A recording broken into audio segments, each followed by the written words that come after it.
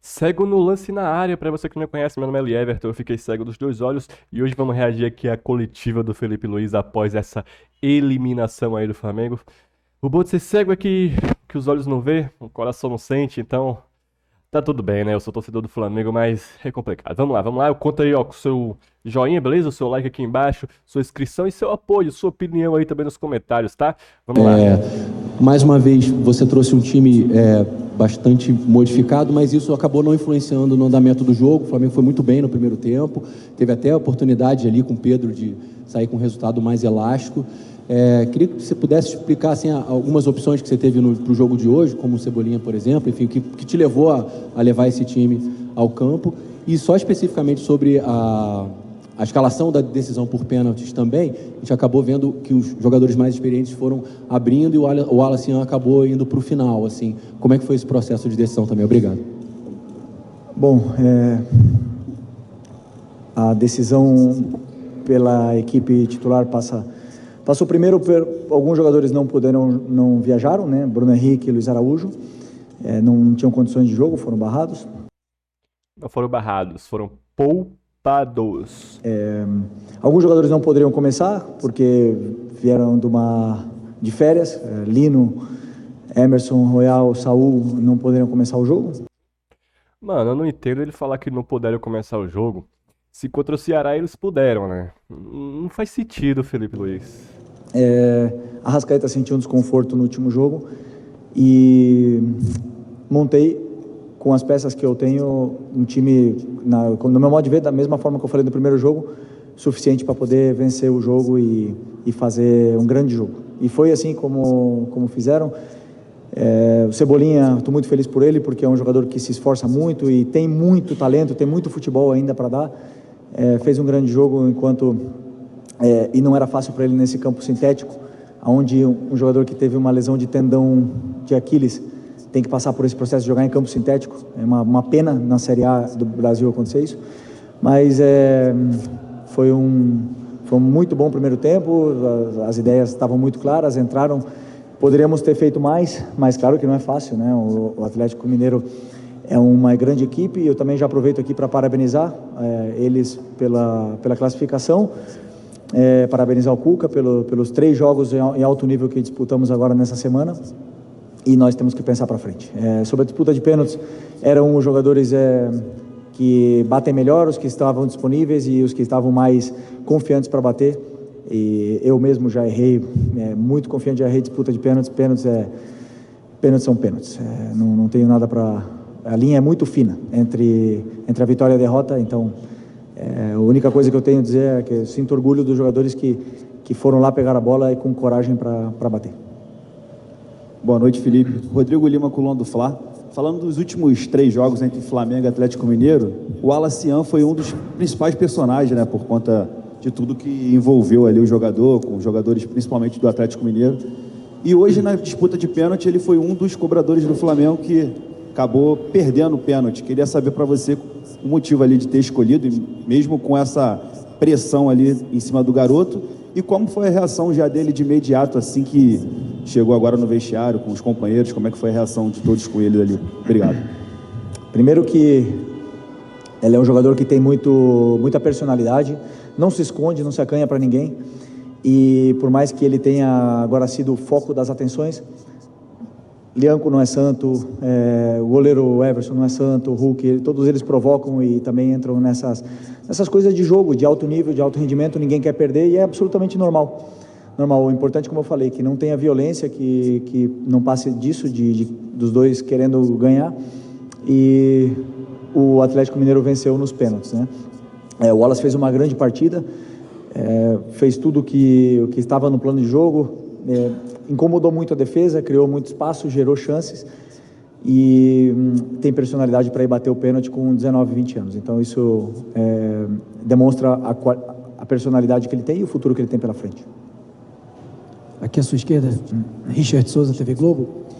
Felipe, foi o melhor jogo do Flamengo no pós-Copa do Mundo de Clubes, ou um dos melhores? Acho que o do São Paulo ali também foi um jogo muito positivo, mas queria saber a sua opinião. E agora, com uma competição a menos, o que você vê de possibilidade? O que isso implica?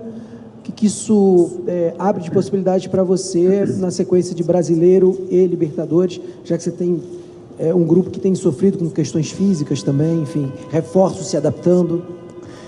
Bom, primeiro que, como você falou, se foi o melhor jogo pós-Copa do Mundo. E essa semana eu acompanhei um pouco, junto com o Paiva, as narrativas que se criam, dizendo que o Flamengo está mal depois da Copa do Mundo, né? Isso eu escutei muito. Onde se pegam 600 minutos de jogo de futebol e se resumem em uma frase: o Flamengo está mal pós-Copa do Mundo. Isso é um absurdo, uma mentira. O jogo do São Paulo foi um jogo absolutamente completo, dominante. Depois o primeiro tempo do Ceará foi um espetáculo. O primeiro tempo do Santos foi um primeiro tempo muito bom. O jogo contra o Fluminense foi um jogo absolutamente controlado. O Fluminense não chutou no gol. Eles também não deixou jogar. O Inter de Milão também não jogou contra o Fluminense. O Atlético Mineiro, desafio a vocês irem olharem quantas goleadas o Cuca tomou nos últimos 5 anos. Mais de 3 gols. E vocês vão se surpreender. Para vocês verem se é fácil jogar com uma defesa contra o time como a defesa do Cuca, que por ser brasileiro é subestimado, porque isso me deixa triste. Se resume tudo em uma simples frase, e não é verdade. O meu time está bem, vão ter jogos melhores, vão ter jogos piores, vão ter viagens mais longas, vão ter desgaste, vão ter lesões, vão ter desfalques, e o time vai jogar alguns dias muito mal e outros dias vai jogar muito bem.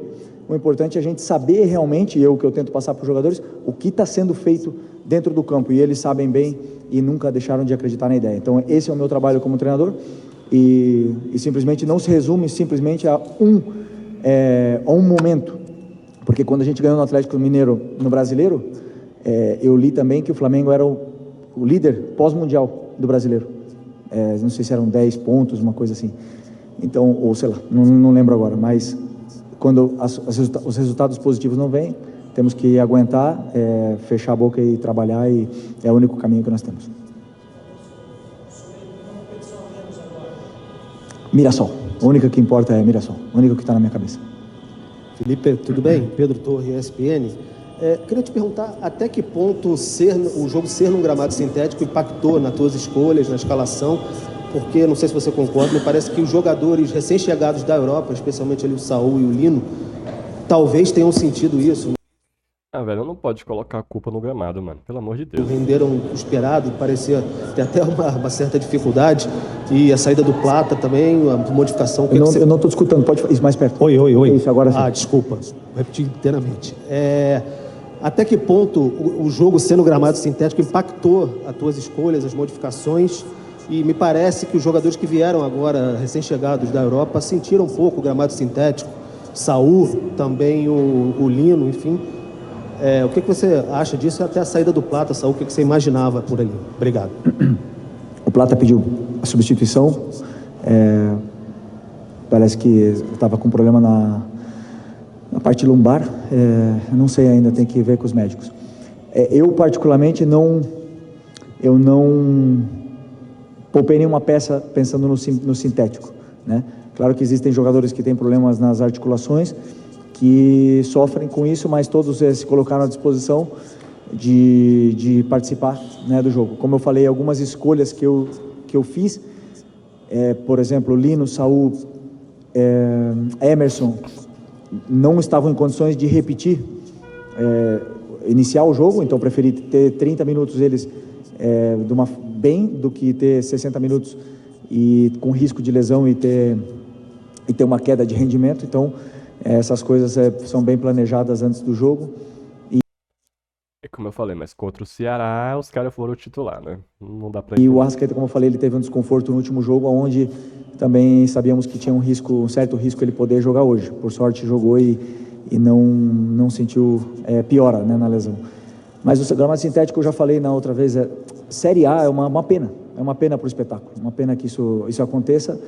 E, infelizmente, clubes grandes, os grandes do Brasil estão fazendo isso, Botafogo, Palmeiras, Atlético Mineiro, e na qual vai ser muito difícil... aí toda vez que for jogar contra esses clubes, é só colocar a culpa no gramado, né? Infelizmente. Poder fazer alguma coisa, né? Quando são os grandes que começam a fazer esse movimento. Então, aceitar e esperar daqui a muitos anos a proibição e a mudança. Felipe, tudo bem? Boa noite aqui na frente. Gabriel Alfa, canal Paparazzo, Rubro Negro, Revista Placar. Felipe, a gente tem hoje uma infinidade de perguntas que a gente podia fazer sobre o jogo, sobre o resultado, mas eu queria te perguntar, sei que o torcedor ainda está muito de cabeça quente, mas o que você pode fazer para tentar blindar o Wallace Yan das críticas? Que ele vai receber críticas, ele vinha sendo um dos principais jogadores, a gente viu na história do futebol que muitos jogadores de base acabam sendo, entre aspas, queimados em cima da hora. A gente viu o jogador da base do Flamengo sendo vaiado no Maracanã porque fez uma partida ruim, de várias boas. O que você pode falar, especialmente para o Wallace Yan, para ele se blindar talvez um pouco nesse momento, ele que vinha fazendo grandes atuações desde a Copa do Mundo de Clubes, foi o artilheiro do Flamengo lá, por conta de tudo que aconteceu hoje. Obrigado. As críticas, elas fazem parte do crescimento dos jovens, do crescimento do atleta profissional, e quanto melhor ele possa lidar com as críticas, ele, Matheus, Lohan, Cleiton, João, todos os jovens, né, Everton Araújo, que passam por críticas, quanto melhor eles lidarem com isso, cada um tem a sua forma e a sua maneira de fazer, quanto melhor eles fizerem isso, maiores como jogadores de futebol eles vão ser. Todos os jogadores, absolutamente todos, 100% dos jogadores que estão no meu elenco, no meu vestiário agora, foram criticados em algum momento da carreira. É normal, faz parte do processo. Ele tem que assimilar o antes possível, não deixar se abater e voltar mais forte. E não tenho nenhuma dúvida que ele vai estar mais forte. Felipe, boa noite. Emanuele Ribeiro, do GE. Globo. Não acho que é uma coisa que você acompanha, mas a gente acompanha um pouco da discussão de torcedores nas redes sociais, também nas ruas, e nos últimos jogos a gente vê uma certa insatisfação com o desempenho do time, né? Você sempre fala isso, que a cobrança do torcedor do Flamengo é sempre grande, porque o torcedor sabe o que o Flamengo pode entregar. E hoje a gente viu o Flamengo realmente com uma energia diferente. Acho que as suas escolhas, tanto por causa da questão de desgaste, mas também pela montagem do time em função do que o Atlético apresentou nos últimos jogos, a gente viu um time que conseguiu fugir, vencer essa marcação do Galo, conseguiu se movimentar muito bem na frente, principalmente no ataque. Como que você vê essa cobrança dos torcedores? Esse jogo de hoje é uma prova de que o Flamengo pode fazer alterações, pode usar melhor o seu elenco e também apresentar essas variações que a gente vê que estão sendo cobradas? Obrigada. As cobranças da torcida, do torcedor do Flamengo, rede social nem comento porque é a selva, né? É uma loucura, porque se você se guiar pelas redes sociais, não está a verdade ali, né?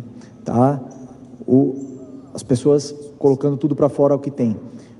A verdade, ela está no estádio, quando você joga, e o torcedor, ele ali no estádio, ele tem toda a forma de transparecer o que ele está sentindo, com vaias, com aplausos, com protestos. Então, e ali por onde a gente seguia. Eu, como eu falei para o teu companheiro anteriormente, sou muito racional com o que está acontecendo. As críticas, por exemplo, o jogo do Ceará, onde a gente foi muito criticado, foi um grande primeiro tempo, grandíssimo primeiro tempo, contra um time que venceu o Cruzeiro fora de casa, né? E sem esquecer, então eu sempre tento falar para os jogadores e tentar falar a realidade de uma maneira muito racional para eles. O que está acontecendo? Que o Flamengo hoje é líder do Brasileiro com um jogo a menos. Essa é a verdade. O Flamengo não vai jogar bem sempre, não vai. Aí, quando não joga bem, a responsabilidade é toda do treinador, toda. Eu sou o responsável por fazer esse elenco jogar bem, sou eu. E eu, sim, lido muito bem com as críticas, mas eu também te digo, sou muito racional no que está sendo feito. Então, muitas vezes, eu gosto de falar para eles, por mais que perca o jogo e jogue mal, jogue bem, eu falo para eles. Ou se, ao contrário também, ganha e joga mal, eu falo também. Porque a gente tem que saber o que está fazendo. E só a longo prazo que vamos saber realmente o que vamos conquistar. Temos aí 6 meses ainda e não podemos deixar uma onda levar nós para baixo do mar. Então nós temos que tentar sempre botar a cabeça no lugar, saber o que está sendo feito, como a gente está dominando os jogos, se a gente está defendendo bem, está atacando bem, está criando chances, não está sendo... a nossa fase defensiva está boa, está ruim, e com isso a gente seguia para tentar vencer os jogos e continuar evoluindo dentro da competição, que é muito larga, ainda faltam muitos jogos. Muitos jogos. Felipe, aqui, Sidão Marinho da Litoral News. Flamengo eliminado da Copa do Brasil, ganha algumas datas para descanso dentro do calendário. Desde o início da temporada tem se falado sobre a prioridade, Campeonato Brasileiro e Copa Libertadores da América. Você acredita que pelo elenco que tem, pelas contratações que foram feitas, o elenco que já tinha na equipe do Flamengo, a volta dos lesionados, esse espaço maior para treino, Brasileiro e Libertadores não são apenas prioridades, mas se torna uma obrigação para essa equipe, pelo investimento, pela estrutura e pela expectativa gerada dentro do torcedor, ou as duas ou pelo menos uma? Você acredita que tem que tratar como obrigação a partir de agora uma conquista? Me desculpa, mas nós somos obrigados a trabalhar o máximo possível, mais duro que a gente puder, dar a vida pelo Flamengo. Essa é a nossa obrigação. Essa sim. Ganhar, a gente não controla. O resultado, ninguém controla. Nem eu, nem o Abel do Palmeiras, nem o Cuca, do Atlético Mineiro, nem o Jardim do Cruzeiro. Não controlamos o resultado. Nossa obrigação é dar a nossa vida pelo escudo do Flamengo. É trabalhar e colocar sempre o Flamengo como prioridade. E com o elenco qualificado, como você bem falou, nos dá o direito, nos dá a condição de brigar pelos títulos.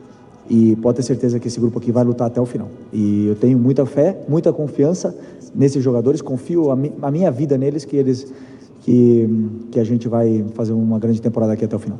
Beleza? É isso. Boa noite, pessoal. Obrigado. Praticamente falou que não tem obrigação, né? Com o elenco que tem. Mas enfim, com o elenco que o Flamengo tem total condições de ganhar a Libertadores e o Brasileiro. Mas beleza, vai ganhar? Não se sabe. Mas o que aqui a torcida do Flamengo quer ver? Quer ver o Flamengo jogando bem e indo buscar o resultado. Se não ganhar, beleza, mas jogou com raça e com vontade, né? Principalmente com vontade e com técnica, né? Enfim, deixa o like de vocês aí, ó, se inscreve aqui no canal. E é isso aí. Esse foi o Cego no Lance de hoje. Tamo junto, é nóis.